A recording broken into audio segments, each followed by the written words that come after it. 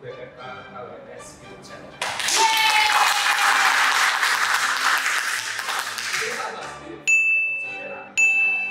Jadi hari ini kita mau main kita satu fakta mengenai penyembuhan luka atau koagulasi. Oke, jadi yang pertama yang dulu kan. Iya. Yang pertama, mitos atau fakta? Mitos atau fakta? Mitos atau fakta, luka lebih cepat sembuh jika lembab. Menurut kamu gimana? Menurut aku sih Lembab. Fakta nggak sih? Fakta ya? fakta. Loh, kalau aku sih mitos sih kalau aku. Fakta. Mitos sih. Loh, soalnya kalau mitos itu kalau lembab biasanya bakteri nambah banyak jadinya. Gitu ya. Mungkin itu kalau lembab jangan ditutup, jadi lebih nggak terkontaminasi dari luar. Lembab sama kulit kita ya. Oke, daripada kita nggak tahu bingung nih, ini kita tanya ke dokter Yunis. Jadi, dokter. Luka harus tetap lembab untuk membantu penyembuhan adalah fakta.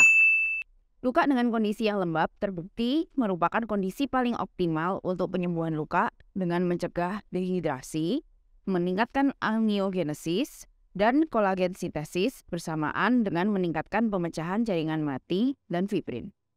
Epitelialisasi luka lebih cepat dengan keberadaan growth factor atau protein nase yang lebih lama. Penelitian juga menyebutkan cairan pada luka yang berasal dari proses penyembuhan luka pada kondisi lembab akan menstimulasi proliferasi keratinosit dan pertumbuhan fibroblast dengan preservasi growth factor untuk penyembuhan luka. Fakta. Hah? Nggak mungkin. Kenapa? Bisa. Tadi kan udah jadi fakta kan? Jadi, dia ya betul. Bisa jawab fakta. Jadi aku salah. Ya Pak, kita lanjut ke yang kedua aja. Ya, boleh. Besok kita habis ya. Gak apa-apa, masih ada banyak sekali. Kita foto sekarang. Kita satu fakta yang kedua. Mitos atau fakta, pasta gigi bisa menyembuhkan luka bakar. Kalau ini sih menurutku mitos guys. Tapi kalau orang-orang biasa pakai tusuk gigi. Ini nggak apa pasta gigi buat kasih di luka. Tapi apa kalau teorinya tapi sesuai kegunaannya ya. Pasta gigi ya buat masuk gigi. Tapi kan membunuh bakteri. Ya bisa juga sih. Gimana kalau membunuh? Kalau aku sih bilang mitos. Kita sama. Aku bilang mitos. Soalnya kalau misalnya yang baca, kalau misalnya orang kena luka bakar itu harus dikasih air mengalir selama 15 sampai 30 menit. Jadi mitos ya, kita fix mitos ya. Kita lihat jawabannya guys. Dr. Yunis. Pasta gigi dapat mengatasi luka bakar adalah mitos.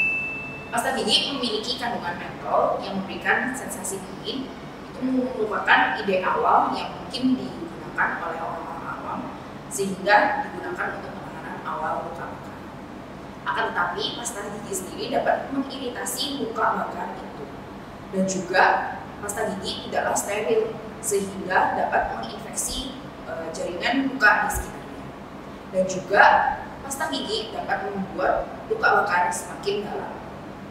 Selain itu, pasta gigi juga dapat membuat tenaga medis yang menangani luka bakar tersebut susah untuk membersihkannya. Karena pasta gigi tersebut sangatlah menempel dan melekat pada luka bakar tersebut. Oleh karena itu, penanganan luka bakar awal cukup dengan air mengalir selama 20 menit. Sesederhana itu, guys. Banyak mitos guys. Mitos kan, dan mitos kita betul. Jadi siapa yang masih pakai pasta gigi? Waduh. Itu harus baca ya. Oke, kita lanjut dulu daripada kita menyerang netizen. Yang ketiga, mitos atau fakta? Mitos atau fakta atau fakta artinya sudah mau sembuh.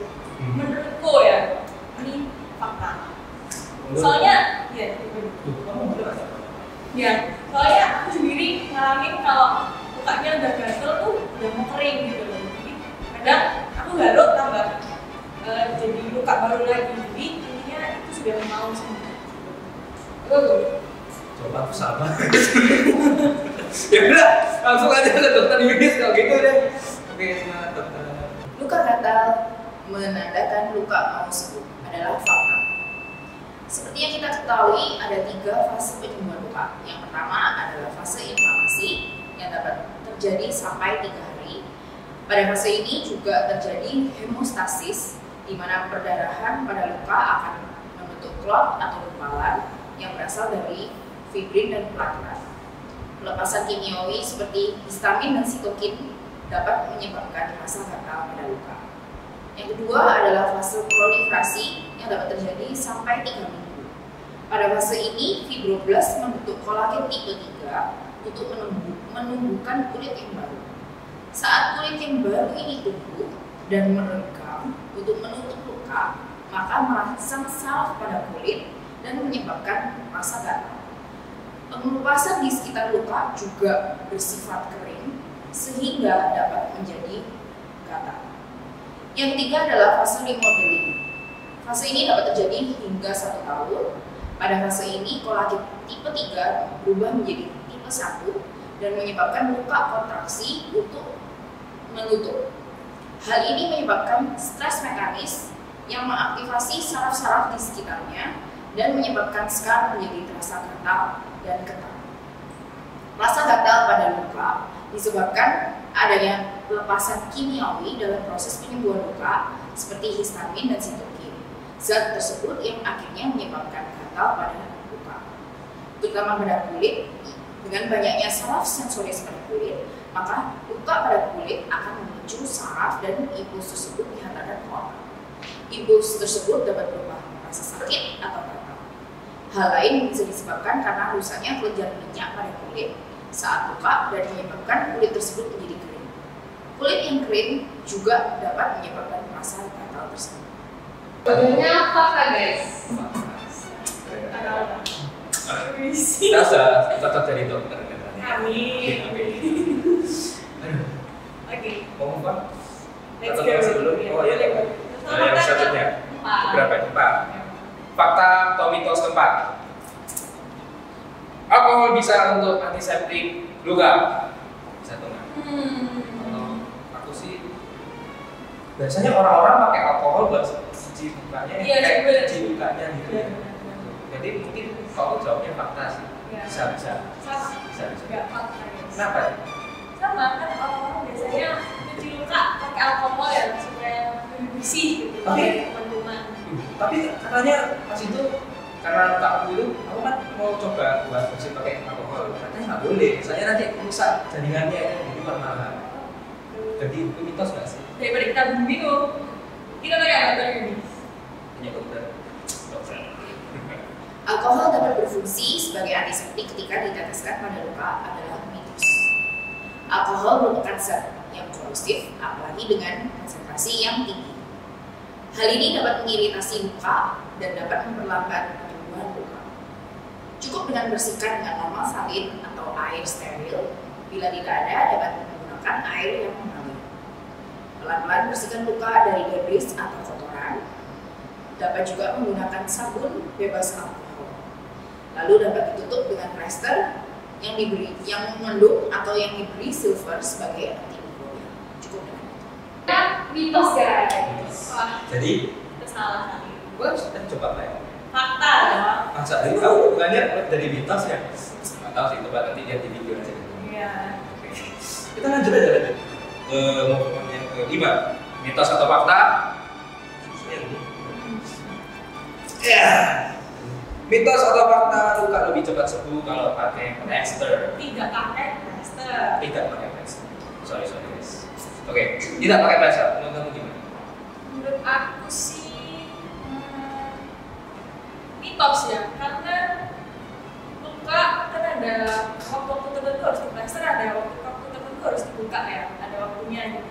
Jadi mitos. Mitos. Iya. Kalau aku dia juga ada lukanya sih. Kalau memang lukanya terbuka, mending di plester. Jadi menurut aku tidak pakai plester. mitos? Siapa yang tahu? Mitos enggak. Siapa yang tahu? Dari Dan dokter ini siapa tahu? Oh, bagus. Dokter ini. Luka lebih cepat sembuh jika tidak menggunakan plester adalah mitos. Prinsip penyembuhan luka adalah kondisi lembab atau moist. Untuk menjaga kondisi luka seperti itu diperlukan luka untuk ditutup. Plester juga dapat membuka luka terhindar dari gesekan atau kontaminasi dari bakteri yang ada di lingkungan luar dan juga benda eksternal. Tentunya kondisi luka harus sudah dibersihkan dan dapat diberi salep seperti salep antibiotik atau salep luka lainnya sebelum diberikan plester. Selain itu, juga plester dapat mendekatkan tepi luka apabila dipasang tegak lurus pada luka berbentuk ini. Mitos ada jawaban kita sih. Jawabannya mitos. Yes. Betul. Keren. Dan 3 benar kita. Kamu ikut kamu dari katanya.